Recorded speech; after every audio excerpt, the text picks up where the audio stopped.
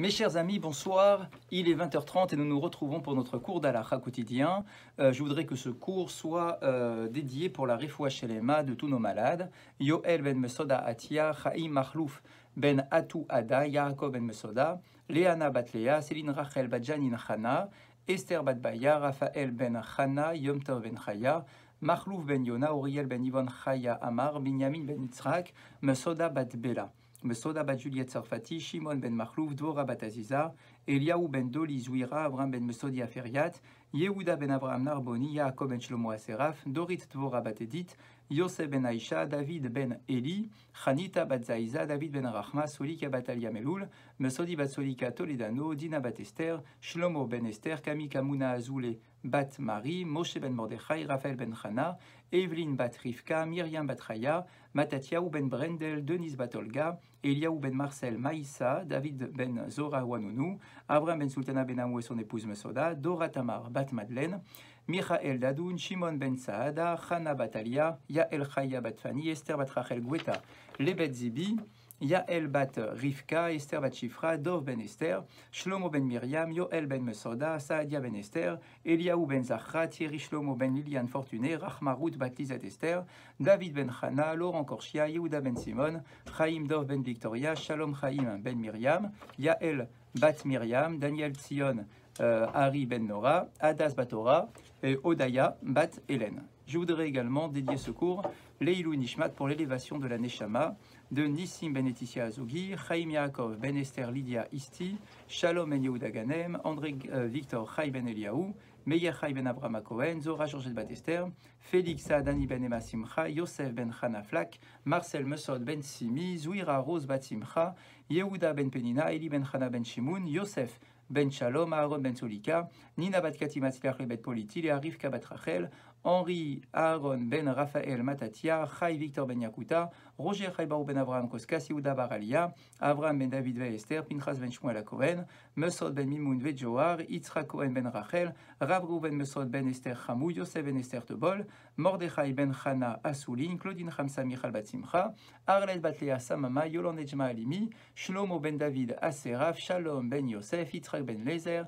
Ari Henri Chaim Ben Simcha Perez, Simon Perez, Rivka Bat Elise, Eliaou Ben Marlouf Cohen Saban, Simi Bat Sete, Sarah Rosette Badona, Myriam Batalia, Rabbi Eliaou Lashkar, Jenny Batra Henriette, Juliette Bat Julie Bat Rachel, Rachel Bat Nina Ederi, Lucienne Sena Bat Marie, Yaakov Ben Mecha, Ronit Aliza Bat Esther et également Laetitia Bat Mesoda, dont nous commémorons aujourd'hui la Askara. Nous sommes encore à 20h30, donc nous sommes encore mardi, et donc c'est pile aujourd'hui son jour d'Askara. Dans nos halachot sur l'importance de la synagogue, sur la place que nous devons avoir à la synagogue et sur le choix que nous devons faire de la synagogue ou du Beth Midrash, tout ce que nous avons pu expliquer la semaine dernière, on nous précise aujourd'hui Haomed Ifnei Akadosh Baruch Hu Batfila, celui qui se tient debout face à Hachem pour faire cette fila. Donc concrètement, celui qui est à la synagogue en train de faire sa prière. Tzarich Ladaat, il doit avoir en tête. Donc là encore, on revient sur l'idée générale qui doit être dans notre esprit lorsqu'on est en train de faire la tfila. Avant même d'espérer que Dieu exauce tout ce qu'on va demander et puis qu'on a ce côté un peu égoïste, en tout cas auto-centré sur nos propres demandes, il ne faut pas oublier l'essentiel. L'essentiel, comme nous dit la halacha, la darat, c'est de savoir shachaim ve'abracha ve'yadav, que de toute façon notre vie est entre les mains de Dieu, et que toutes les bénédictions sont entre les mains de Dieu. Ça, c'est la base. Ça veut dire que je ne suis là que comme un serviteur en train de demander à Akadosh Baruch Hu de bien vouloir exaucer telle ou telle chose, c'est-à-dire que je prends conscience que je ne suis pas le maître de toutes ces choses-là, et que même de ma vie, je ne suis pas le maître. Ve'en Akadosh Baruch Hu chayav les maled bakashato, et que Dieu n'est pas tenu de réaliser, d'exaucer toutes mes prières. Il n'est pas tenu de quoi que ce soit en réalité. Je suis là face à lui, j'espère, je déverse face à lui, j'implore sa miséricorde pour demander telle ou telle chose, mais Dieu n'est pas redevable de quoi que ce soit. Ve'alken, amidato lefana bitfila tzricha, liot bederer, shematet anava. Et donc, la posture que je dois prendre pendant que je fais ma tfila est une posture qui fait ressentir l'humilité et non pas l'orgueil. Je ne suis pas là en train d'exiger, en train de frapper du poing sur la table. Pas du tout, au contraire. Puisque tout est entre les mains de Dieu, et que j'en ai conscience, eh bien, je dois avoir une position, une posture d'humilité face à Kadosh Baruch Hu. Vezeu sha'amru chachamim, lo yamdom adam, lo al gabe kiseh, velo al gibe sharshaf, velo bimkom gavoa vitpalel, les fichen gavut lifnei hamakom. Et là, du coup, nos maîtres nous enseignent dans la Gemara de Brachot que lorsqu'un individu fait la prière, il ne doit pas être au-dessus ou debout sur une chaise, debout sur un banc, ni sur un endroit en hauteur pour faire sa prière. Pourquoi? Parce que ça nous renvoie à une image qui n'est absolument pas celle que nous devons avoir pendant la tfila. C'est-à-dire, tu vois, je me mets en hauteur, je m'élève au-dessus des autres pour me rapprocher de Dieu et pour imposer ma volonté à Dieu. Tu vois, je me mets en hauteur, je me mets en évidence. En gavhut lifnei makom, il n'y a pas de hauteur face à Kadosh Baruch Hu. Chez Nehemar, mima hamakim keraticha Hashem. Comme il est écrit dans les Teilim, des profondeurs. Je t'ai appelé, ô toi Hachem. C'est-à-dire que ce n'est pas parce que je vais me mettre sur une chaise, sur un marchepied, sur un banc, d'accord, que je vais me rapprocher de Dieu pour être entendu plus facilement. Au contraire, quelque part, la posture que je dois adopter, c'est une posture d'humilité. Donc, mima hamakim keratira Hachem, c'est des profondeurs. On peut interpréter bien évidemment des profondeurs de mon âme, des profondeurs de ma misère, tout cela. Mais concrètement, mima hamakim, il n'y a pas d'orgueil, il n'y a que de l'humilité. Et l'humilité, elle n'est pas mise en évidence par un marchepied ou par un banc. Au contraire, l'humilité va être mise en évidence par quelque chose qui est plus bas que le reste pour bien prendre conscience qu'il n'y a pas de place à l'orgueil lorsque je fais ma prière. Omnam. Cependant, et bet hakneset, tsarich livnot begovho shel ir, kedei latet kavod veromut le bet hakneset. Alors c'est très intéressant. Vous savez, il existe très peu d'halachot sur la façon de construire une synagogue. Très peu. On a quelques principes, bien évidemment. Il faut qu'il y ait des fenêtres, etc. Mais sur le modèle architectural, en fait, il n'y a pas d'halakha. Et c'est d'ailleurs pour ça qu'on retrouve, selon les époques, selon les pays, on va trouver des structures architecturales qui sont très variables. Parce que, finalement, quand on construit une synagogue, eh bien, on s'inspire de notre milieu, on s'inspire de l'époque, on s'inspire de l'environnement. Donc, voilà, ça c'est par rapport au halachot de la construction. Mais tout de même, dans la Gemara de Shabbat, eh bien, on nous dit que même s'il n'existe rien de haut face à Dieu, puisque Dieu est au-dessus de tout, eh bien malgré tout, on nous demande de donner de la hauteur à la synagogue. Begov shel ir. Tu dois construire ta synagogue sur un point culminant dans ta ville, et même que le haut de la synagogue soit, le toit de la synagogue soit visible de partout dans la ville. C'est-à-dire que le haut de la synagogue, la toiture de la synagogue doit dépasser la toiture de toutes les autres maisons. Donc ça, effectivement, sur la construction, il y a cette idée, vous vous rendez compte, de donner de la hauteur, de donner de l'importance, de donner de l'envergure à la construction synagogale. Ça, c'est une chose. Aval à mitpalel. Par contre, celui qui prie à l'intérieur de la synagogue, justement, le fait de rentrer dans quelque chose de gigantesque peut rappeler la petitesse de l'individu. En tout cas, Amit Palel, celui qui prie, Sarich Lamod, Lifnei Elokav Ba'anava, ne doit pas se tenir devant Dieu comme la construction du bâtiment d'une synagogue, qui est du monument de la synagogue, je dirais même, qui est comme ça très imposant, mais au contraire, Baranava, avec beaucoup d'humilité. Velachen, Asur Lola Mod al Makom Gavoa. Écoutez bien ce que je dis, et c'est pour cette raison que pendant la prière, on n'a pas le droit de se mettre en hauteur. On doit être à hauteur du sol, peut-être même en profondeur par rapport à la hauteur du sol, mais en tout cas pas en hauteur. Mais sous par Talmud, al Rabbi Yona, Shaya Yadoua Ketzadik ou Naanot. On nous raconte dans la Gemara de Ta'anit, puisque dans cette Gemara, on nous parle beaucoup d'exemples de personnalités qui se tournent vers Dieu pour prier lorsqu'il manque de pluie ou toutes sortes de problèmes. Eh bien, on nous raconte l'histoire donc de Rabbi Yona, qui était réputé pour la puissance de ses prières et qui priait et qui était exaucé lorsqu'il présentait une prière à Dieu. Et donc, c'était une période où il manquait d'eau, il n'y avait pas assez de pluie. Et donc, la communauté s'est tournée vers Rabbi Yona pour lui demander de se tourner vers Dieu pour prier. Alach le makom amok le kayem hashenemar mima makim keraticha Hashem.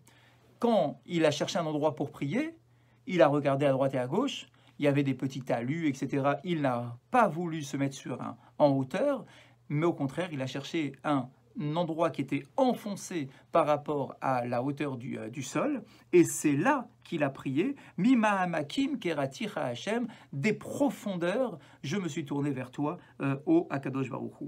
Veshamit palel, et c'est là-bas qu'il a prié, Ad shenaana veyarduk shamim, jusqu'à qu'il soit exaucé et que les pluies tombent.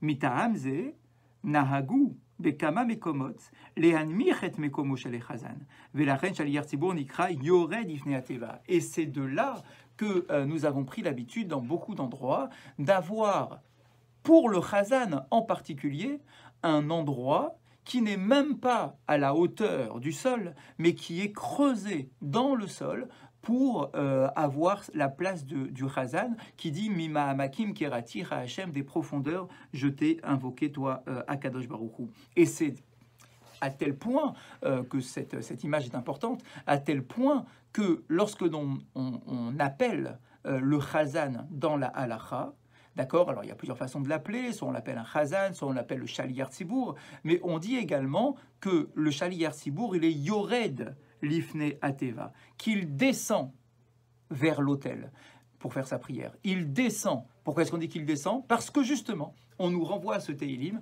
qui nous dit Mema Amakim Keraticha Hashem, et c'est vrai qu'on trouve des synagogues où il y a une construction, même dans les anciennes synagogues, où il y a une excavation dans le sol, où le Chazan effectivement descend pour faire la prière, il descend vers l'autel de la prière. Kirlal. Makom gavoa sheasru chachamim laamod alav bitfila ou makom shegovo shloshim tfachim. Alors, qu'est-ce que l'on appelle être en hauteur? Eh bien, on nous dit être en hauteur, c'est à partir du moment où je me tiens sur un espace qui est de 3 tfachim. 3 tfachim, c'est entre 23 et 30 cm. Donc imaginez, c'est pas très haut.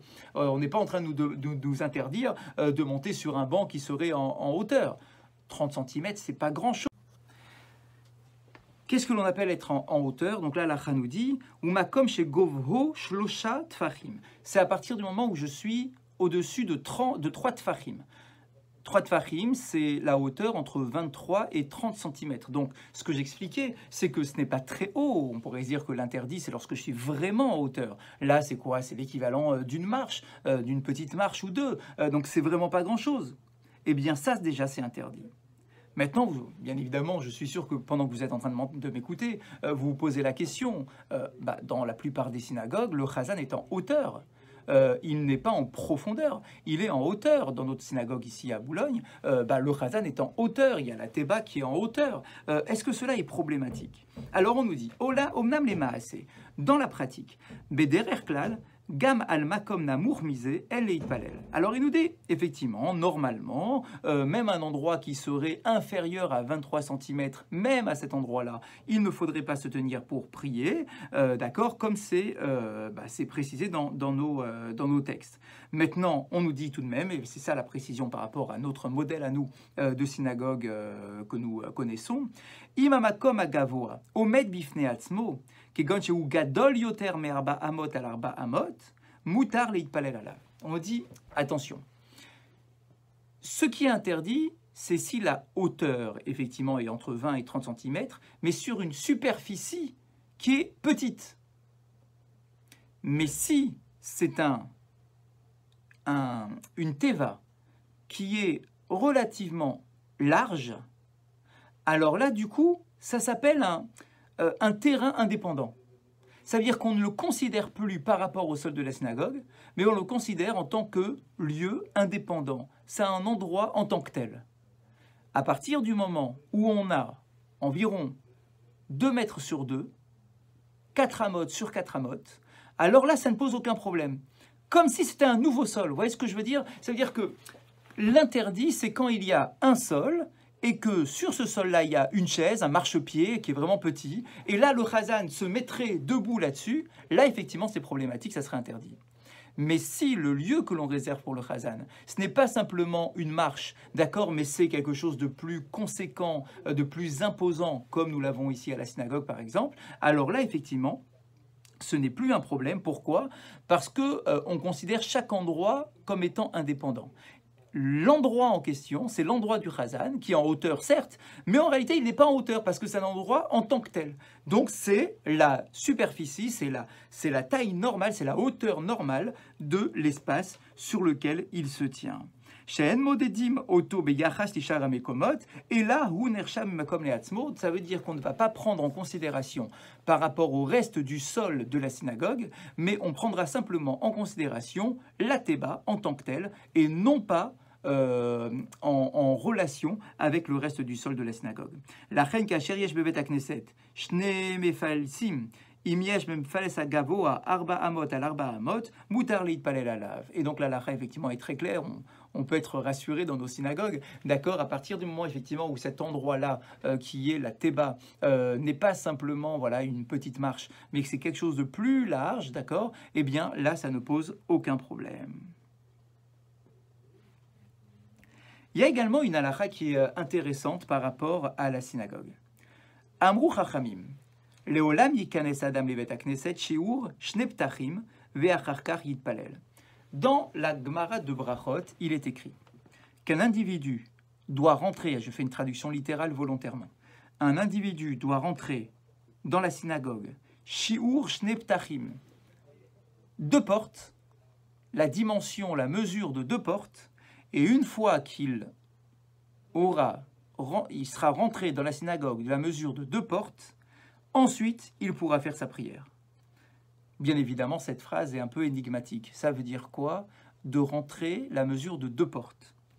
À Mashmaout Arishona, il va nous dire qu'il y a plusieurs interprétations. Première interprétation, Shamit Palel Zarir Likanes, les Tor Bet Akneset, Keshiu Rochav Shneptachim, Ktanim le Pachot. Shamit Palel Yada Petar, Mare Beasmo Shatfila Nidmet Beenav Kemasoy. Première interprétation, c'est que lorsque je rentre à la synagogue, je dois, avant de m'asseoir, je dois laisser de l'espace entre la porte de la synagogue et mon siège. C'est-à-dire, concrètement, de ne pas m'asseoir immédiatement devant la porte de la synagogue. Quand je dis devant, ça peut être à côté, bien évidemment, d'accord, dans les 60 cm, on va dire, d'accord, qui sont à partir de l'entrée, c'est... Dans cet espace-là, je ne dois pas m'installer. Je ne rentre pas pour m'asseoir tout de suite à la synagogue. Pourquoi? Parce que ça donne l'impression que j'ai vite envie de repartir. Lorsque je m'assois derrière, collé à la porte, collé au mur arrière de la synagogue, eh bien c'est comme si je donnais l'impression que je voulais me débarrasser le plus rapidement possible de ma présence à l'intérieur de la synagogue. Velachen ou omet samour les pétards, et c'est pour ça que je me mets d'ailleurs à côté de la porte, afin que je puisse vite quitter la synagogue. Aval imekomo akavua samour la pétard, mutar leitpalelbo. Par contre, si c'est ma place attitrée, bah, imaginez, dans notre synagogue, il y a forcément des gens qui font l'acquisition de la place qui est collée à la porte. Eh bien, on nous dit, si c'est ta place attitrée, ça ne pose effectivement aucun problème. Mais sinon, si tu as la possibilité, donc tu dois rentrer 2 portes, à comprendre dans le sens, tu dois rentrer sur la profondeur de 2 portes, donc environ 60 cm, avant de t'installer pour ne pas donner l'impression que tu cherches à partir vite de la synagogue. Les fisés, barouche et les chatrila, il palel bemvoa, chez l'ifne pétar bet akneset, chez im betor bet akneset, samour la pétar amrou chez l'eau les palel, kal bachomer chez l'inpalel bimvoa chez les fanav. Alors, de là, bien évidemment, à plus forte raison. Si déjà on me dit que je ne dois pas prier tout de suite, une fois que j'ai traversé la porte, combien à plus forte raison que je ne devrais pas faire ma prière non plus si je me tiens à l'extérieur de la synagogue, dans le hall de la synagogue. Bah, je ne fais pas ma prière dans le hall de la synagogue lorsque le minyan est à l'intérieur de la synagogue, parce que ça donne encore plus l'impression que je veux partir le plus rapidement de ce lieu-là. Autre interprétation de cette expression de rentrer 2 portes avant de prier, Shelo yeshev le petar kede shelo yabit achutza. Aussi, la raison pour laquelle on ne doit pas s'asseoir comme ça proche de l'extérieur, c'est pour que nos yeux ne soient pas attirés par l'extérieur à chaque fois que la porte s'ouvre. Ben, comprenez bien, si je suis collé à la porte et que dans ma synagogue, il y a quand même pas mal de monde, donc il y a des allées-venues, il y a des gens qui rentrent, des gens qui sortent, donc la porte s'ouvre très fréquemment, eh bien, si moi je suis assis juste à côté de la porte et que la porte s'ouvre à chaque fois, la nature de l'homme, c'est que mon regard va se tourner souvent vers l'extérieur pour voir qui rentre, qu'est-ce qui se passe dehors, qu'est-ce qui se passe dans le hall, j'ai entendu un bruit, etc. Et donc, je pourrais moins me concentrer sur ma prière, et donc c'est quelque chose qui n'est pas convenable. Autre interprétation, et c'est la dernière, la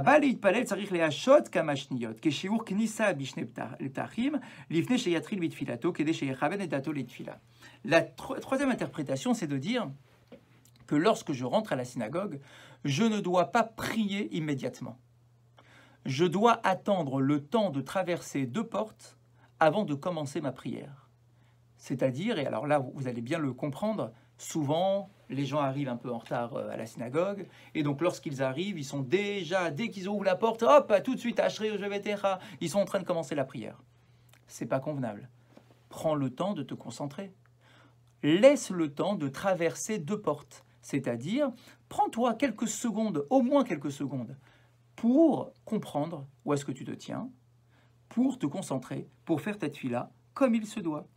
Remez yesh bazé, lishne ptachim, rochaniim, shadam tzarich la'avor lifnei sheyatri leitpalel. Et d'ailleurs, certains de nos commentateurs vont nous dire que dans cette expression de la Gemara, qui nous dit qu'il faut attendre de traverser 2 portes avant de commencer à prier, eh bien on nous dit il y a aussi une lecture un peu plus spirituelle sur cette phrase-là. Et on peut la comprendre de cette façon, qu'il faut avoir 2 portes spirituelles à traverser avant de commencer à prier. Mais Petach Harishon, la première porte, c'est de se détacher du monde extérieur duquel on vient. La deuxième porte, c'est pour pénétrer dans un nouveau monde qui est celui de la prière. Je dois traverser 2 portes. En réalité, donc, ce ne sont pas 2 portes physiques, mais plutôt 2 points. Je dois effectuer une démarche qui passe par 2 étapes particulières. La première étape, la première porte, c'est de me détacher de tout ce qui est à l'extérieur, de mes préoccupations, de tout ce qui accapare mon esprit, de tout ce qui perturbe mon esprit pour me concentrer. Donc je traverse une première porte qui me permet de me détacher de l'extérieur et maintenant je pénètre à travers une seconde porte qui me permet maintenant de pénétrer à l'intérieur de la synagogue, mais d'un point de vue spirituel, donc je rentre dans le monde de la prière. Donc vous avez donc compris que je ne dois pas précipiter ma prière, je dois prendre le temps, premièrement, de ne pas m'asseoir immédiatement sur les premiers sièges qui sont présentés à la synagogue, mais rentrer un peu plus en profondeur pour montrer que je suis heureux d'être à l'intérieur, pour rester également concentré, pour ne pas être sans cesse attiré par ce qui se passe à l'extérieur, et aussi, spirituellement, de prendre le temps, avant de commencer à prier, de prendre le temps de développer une conscience précise de l'endroit dans lequel je me tiens, pour faire une prière avec un maximum de concentration. Bonne soirée à vous tous, et je vous retrouverai, si Dieu veut, demain matin.